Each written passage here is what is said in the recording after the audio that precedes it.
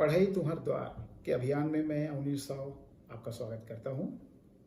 Riemann integration गणित का एक महत्वपूर्ण टॉपिक है जिसे बीएससी भाग 3 पेपर 1 के यूनिट 2 में गणित के विद्यार्थी पढ़ते हैं।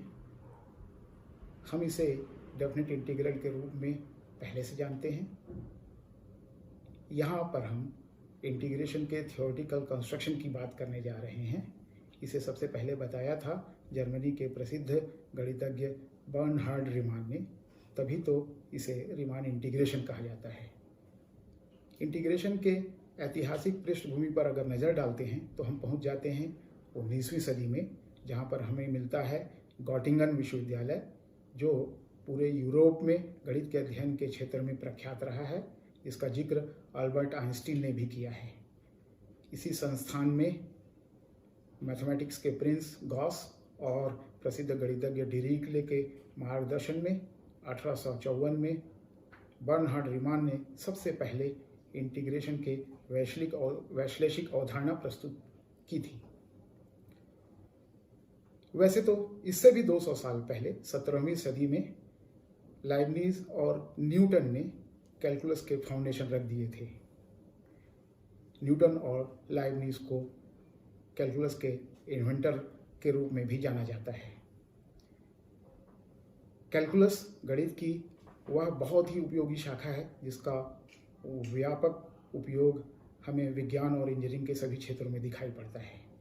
कैलकुलस के 2 टेक्निक इंटीग्रेशन और डिफरेंशिएशन हैं। स्कूल में हम जानते हैं कि इंटीग्रेशन डिफरेंशिएशन का विलोम है।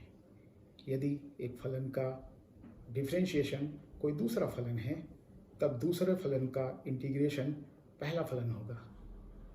परंतु यह कम ही लोग जानते होंगे कि इंटीग्रेशन डिफरेंशिएशन से पहले अस्तित्व में आया है।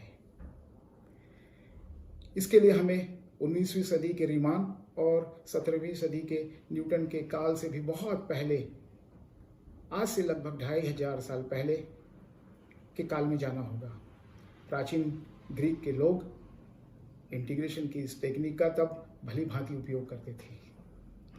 इसका जिक्र हमें प्रसिद्ध आर्किमिडीज के कार्यों में मिलता है।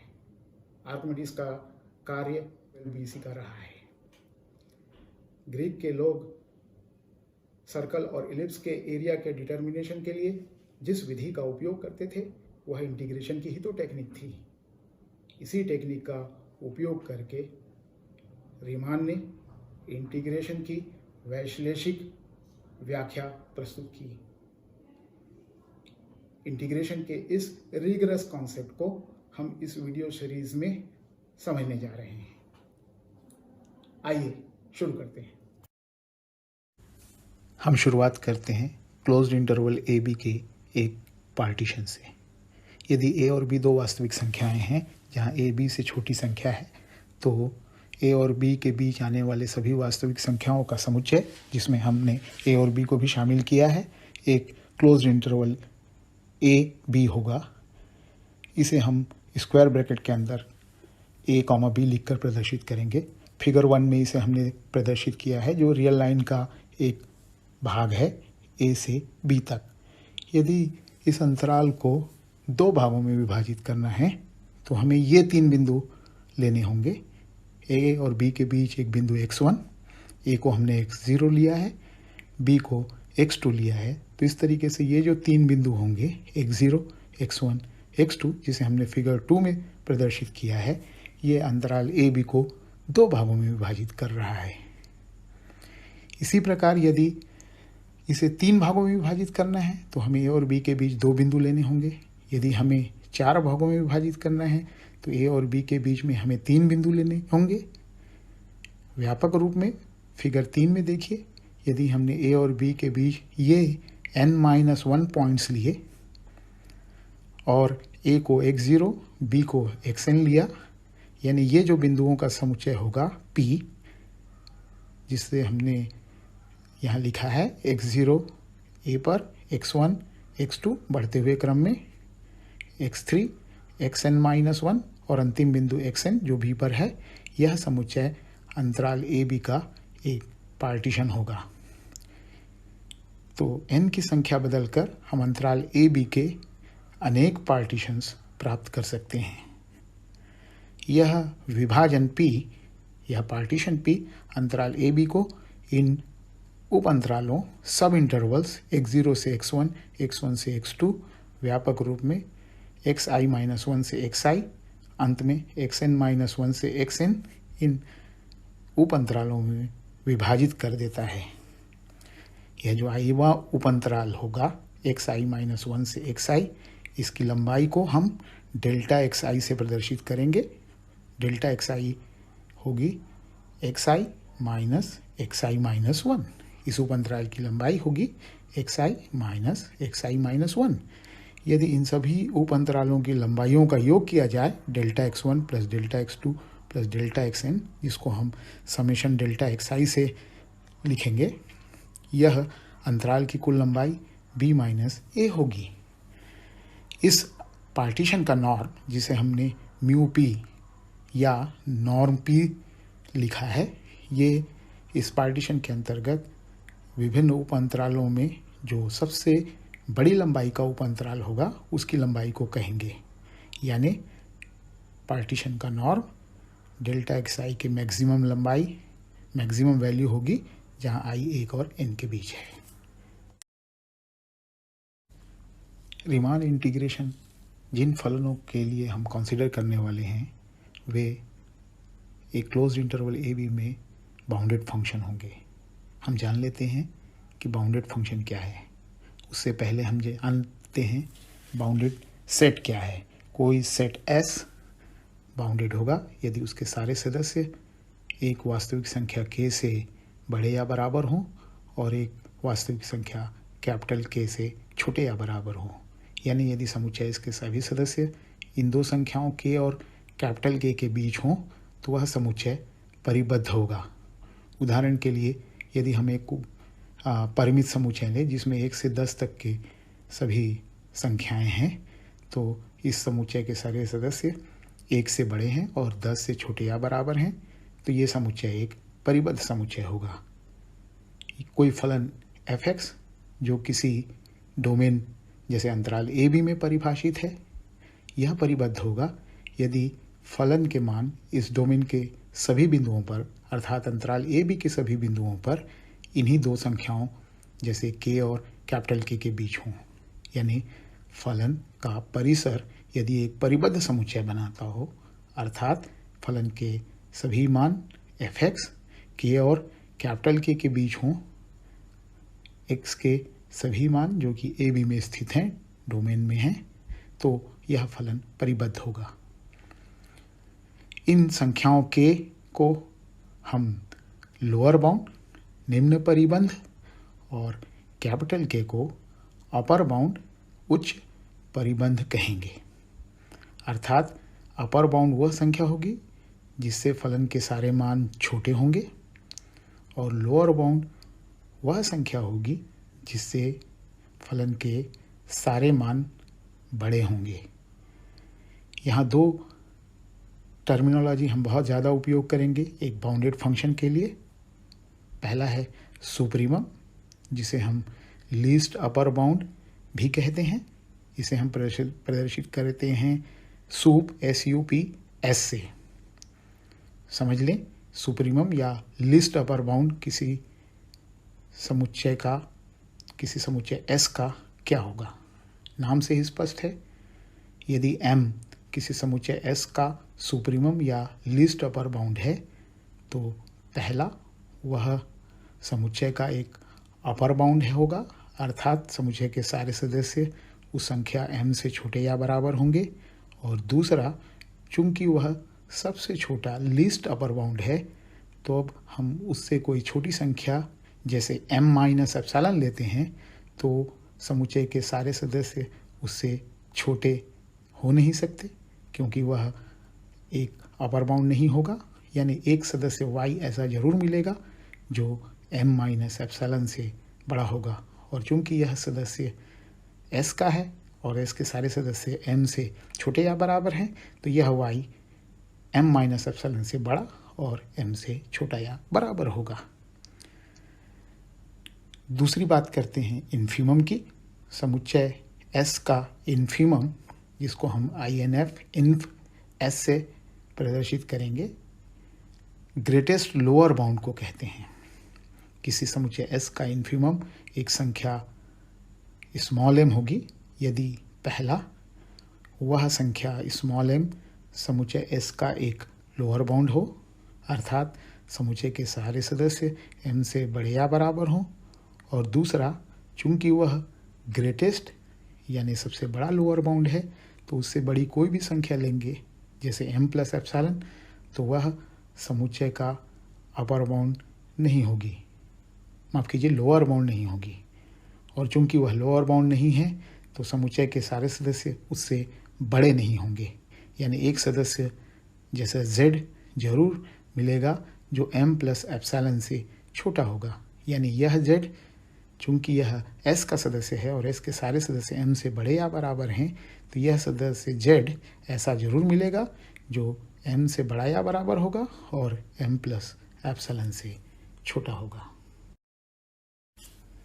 एक परिबद्ध फलन के लिए हम अब अपर और लोअर सम परिभाषित करने जा रहे हैं। यदि f अंतराल a b में एक परिबद्ध फलन दिया गया है और इस अंतराल a b का p एक विभाजन है, तब हम इस फलन f के लिए p के संगत अपर और लोअर सम का निर्माण करने वाले हैं। इसके लिए हम देखते हैं कि फलन f पूरे अंतराल a b में परिबद्ध है तो वह निश्चित रूप से अंतराल के सभी उप अंतरालों x0 से x1, x1 से x2, xn-1 से xn में भी परिबद्ध होंगे। और जब ये परिबद्ध होंगे तब निश्चित रूप से इनके बाउंड्स सुप्रीमम और इन्फीमम प्राप्त किए जा सकेंगे। यहाँ हमें यह जानना चाहिए कि यदि कोई फलन परिबद्ध है तो उसका अपर और लोअर बाउंड और तब सुप्रीमम और इन्फीमम निश्चित रूप से प्राप्त होंगे।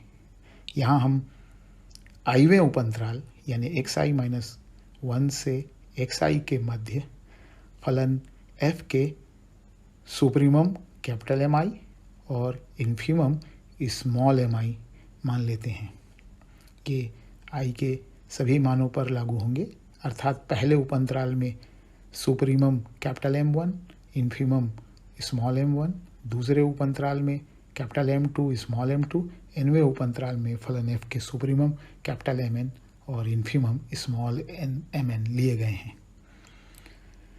यदि हम सुप्रीमम कैपिटल Mi को उस उपअंतराल की लंबाई डेल्टा xi से गुणा करें और इस तरीके से प्राप्त सभी प्रोडक्ट्स का योग लें, यानी summation i from 1 to n capital Mi delta xi, तो इस योग को हम UPF से प्रदर्शित करेंगे और इसे हम अपर रीमान सम कहेंगे।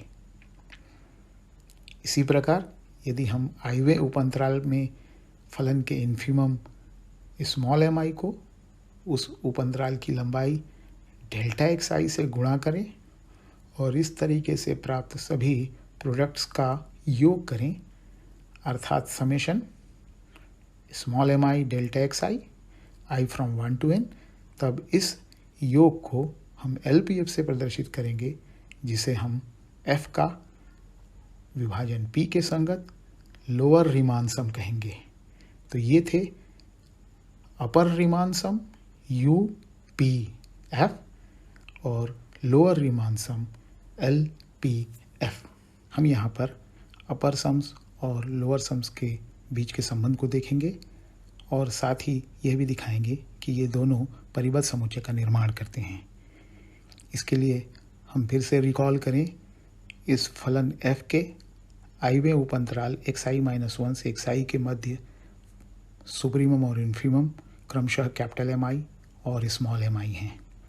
यदि पूरे अंतराल a b में इसके सुप्रीमम कैपिटल M और इन्फीमम स्मॉल m लें तो इनके मध्य संबंध ये होगा, m छोटा या बराबर होगा Mi से, एम आई जो इन्फीमम है, सुप्रीमम कैपिटल एम आई से छोटा या बराबर होगा, और कैपिटल एम आई पूरे अंतराल के सुप्रीमम कैपिटल एम से छोटा या बराबर होगा। यह संबंध ट्रिवियल है। अगर आप सुप्रीमम को सबसे बड़ा मान और इन्फीमम को सबसे छोटा मान लें तो यह संबंध आप आसानी से स्थापित कर पाएंगे किसी भी अंतराल में।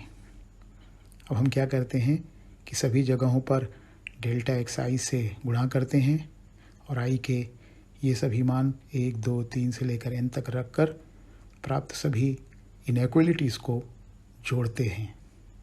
हमें अगला स्टेप मिलेगा summation m delta X I जो छोटा या बराबर होगा summation M I delta X I जो छोटा या बराबर होगा summation capital M I delta X I जो छोटा या बराबर होगा summation capital M delta X I. पहले और अंतिम पदों में से ये जो कांस्टेंट है m और कैपिटल M को समेशन से बाहर कर लीजिए तो हमें मिलेगा m summation delta X I और अंतिम में capital M summation delta X I. बीच के ये दोनों टर्म्स लोअर और अपर सम्स को बता रहे हैं। समेशन डेल्टा एक्स आई b माइनस ए पूरे अंतराल की लंबाई के बराबर है, तो हमें मिलेगा m b minus A less than or equal to L P F less than or equal to U P F less than or equal to capital M B minus A. ये दिखाता है कि लोअर सम अपर सम से छोटा है सभी विभाजनों P के लिए, और साथ ही ये दोनों इन दो संख्याओं एम बी माइनस ए और कैपिटल एम बी माइनस ए के मध्य हैं। चूँकि ये दोनों संख्याएं n से फ्री हैं, अर्थात चाहे हम कोई भी विभाजन p क्यों न लें, सभी लोअर सम्स और सभी अपर सम्स इन्हीं दो कांस्टेंट एम बी माइनस ए और कैपिटल एम बी माइनस ए के बीच होंगे। और यदि हम जानते हैं कि किसी समुच्चय के सारे सदस्य दो संख्याओं के बीच हो तो वह परिबद्ध समुच्चय बनाता है। तो सभी लोअर सम्स इन दो संख्याओं के बीच में हैं तो इनका समुच्चय भी परिबद्ध होगा। इसी प्रकार सभी अपर सम्स का समुच्चय भी इन दो संख्याओं के मध्य स्थित है, इसलिए सभी अपर सम्स का समुच्चय भी परिबद्ध होगा। तो हमने अंतराल ए बी में परिभाषित एक परिबद्ध फलन लिया, अंतराल ए बी का एक विभाजन पार्टीशन पी लिया। इस विभाजन के विभिन्न सब इंटरवल्स में हमने फलन f के सुप्रीमम और इन्फीमम कैपिटल एम आई और स्मॉल एम आई प्राप्त किए। आईवें उपअंतराल में सुप्रीमम कैपिटल एम आई को उस उपअंतराल की लंबाई डेल्टा एक्स आई से मल्टीप्लाई किया और इस तरीके से सभी सब इंटरवल्स में प्राप्त प्रोडक्ट के सम को यूपीएफ कहा। इसी प्रकार इन्फीमम से प्राप्त सम को एलपीएफ कहा। यूपीएफ और एलपीएफ फलन एफ के पी के करस्पॉन्डिंग अपर रीमान सम और लोअर रीमान सम होंगे। हमने अंत में देखा कि अपर सम्स और लोअर सम्स के समुच्चय दो कांस्टेंट एम बी माइनस ए और कैपिटल एम बी माइनस ए के मध्य हैं, जहाँ कैपिटल एम और स्मॉल एम फलन एफ के अंतराल ए बी में बाउंड्स हैं। इससे यह पता चलता है कि सभी अपर सम्स का समुच्चय और सभी लोअर सम्स का समुच्चय बाउंडेड हैं। अगले वीडियो में हम देखेंगे कि इन परिबद्ध समुच्चयों के इन्फीमम और सुप्रीमम से हम प्राप्त करेंगे अपर रीमान इंटीग्रल और लोअर रीमान इंटीग्रल। यदि वे दोनों बराबर हैं तब फलन f अंतराल ए बी में रीमान समाकलनीय होंगे। यह सब हम देखेंगे इस वीडियो के दूसरे भाग में।